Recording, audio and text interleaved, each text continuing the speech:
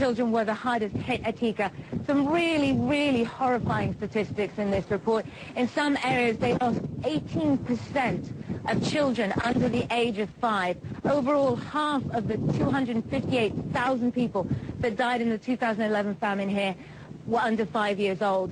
And what makes it even more heartbreaking is the sense that this was completely preventable, that the worst famine, which is what this report is calling it, in 25 years was utterly preventable. The year before, 2010 to 2011, was the worst drought to hit the Horn of Africa, as you said, in 60 years. So there was always an expectation that there would be food scarcity. Then we had Al-Shabaab, the Al-Qaeda-linked militant group here, refusing access to UN aid organizations and other charity organizations to distribute aid. But even before that situation arose, and I know at the time a lot of the donors were talking about the Shabaab issue, people were going into markets dealing with incredibly high food prices, looking for some kind of support, and they just didn't get it from the international community.